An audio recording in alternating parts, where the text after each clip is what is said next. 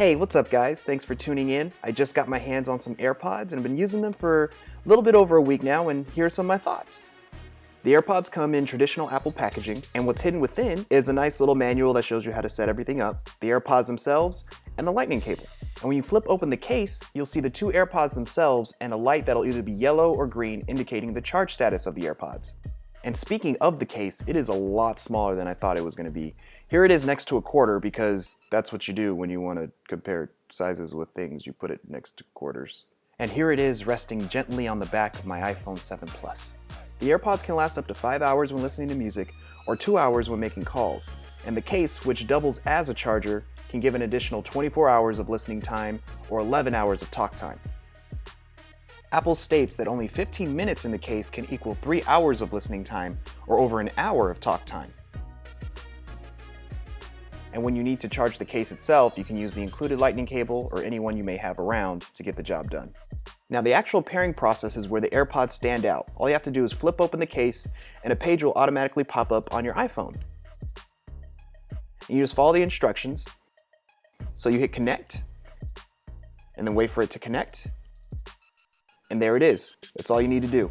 And after pairing, every time you open up the case, you'll see the battery status for both the AirPods and the case whenever you open it next to your phone. You can also view this information within the battery widget. And once paired with your phone, the AirPods will automatically sync to your computer if it's running macOS Sierra and your Apple Watch, as long as it's running watchOS 3. And all the syncing is done via iCloud, so you never have to go into a Bluetooth setting to pair any of it. It just works.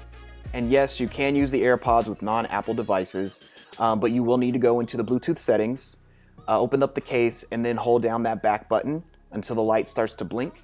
And then you'll wait for the AirPods to show up in the Bluetooth settings. And then once they appear, you'll select it and wait for the pairing to complete.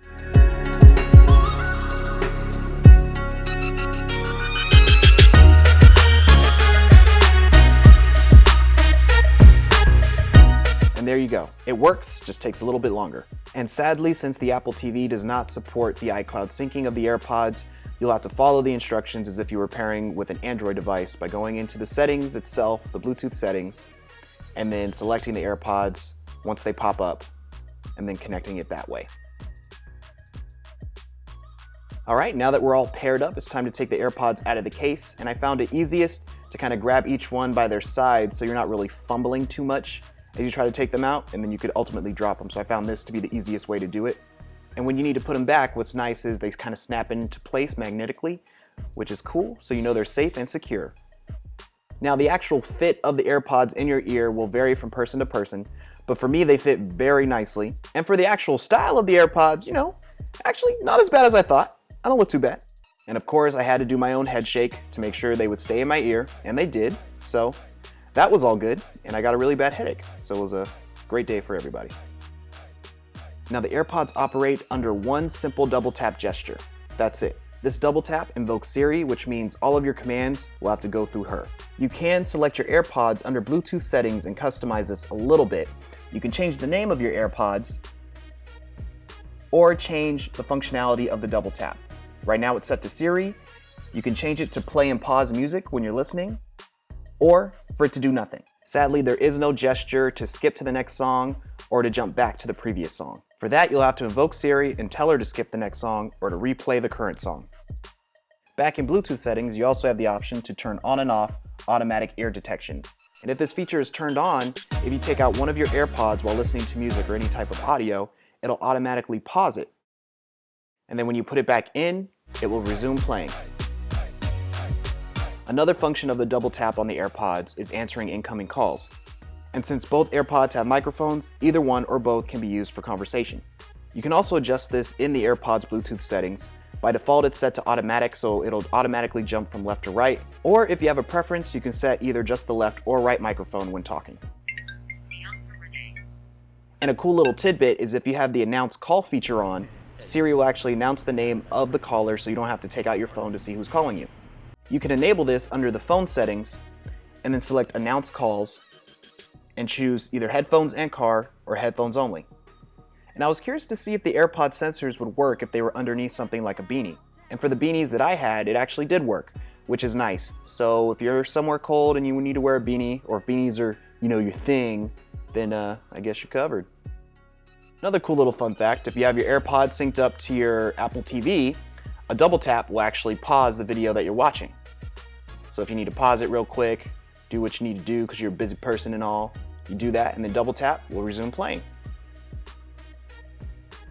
So the big question, how do the AirPods sound? And to be honest, they sound pretty much like the AirPods that already come with your phone, but a big difference being in the bass.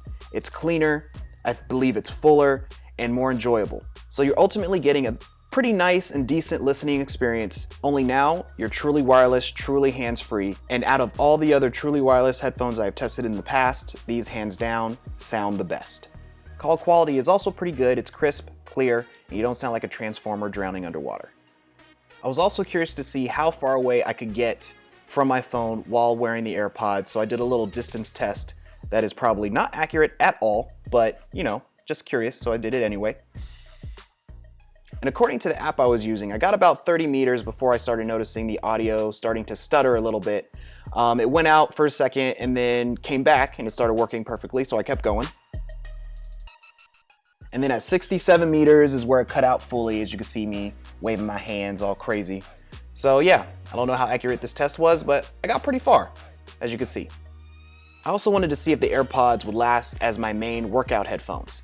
And I was pleasantly surprised to find out that they stayed in really well. Like I didn't have to adjust these at all, no matter what I was doing, whether running, jump roping, lifting weights, even sweating a lot, they stayed in the entire time.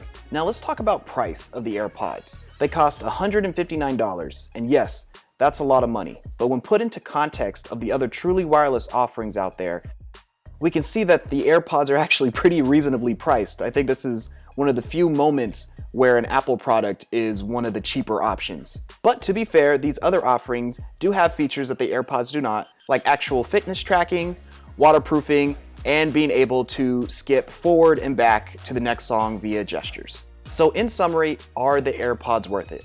Well, with the removal of the headphone jack in the iPhone 7, wireless is the future. And truly wireless headphones are the pinnacle of that future. If you like being on the cutting edge of technology, don't mind looking a little weird, and you have an iPhone, the AirPods are definitely worth it. They're great, the pairing process is easy, and it will make you rue the day you have to go into the Bluetooth settings to pair anything ever again. However, its sole reliance on Siri to get anything done gives it more of a personal Alexa or Google Home feel that's right in your ears. And some people won't like that. And if you have a non-Apple device, these are probably not the best option for you because most of its magic relies in the integration with the iPhone and iCloud. But if you do end up purchasing the AirPods, or if someone gives them to you as a gift, I think, like myself, you'll be pleasantly surprised to find that the AirPods are actually one of the best products Apple has released in recent years. My name is Royce, please like and subscribe, and thank you so much for watching.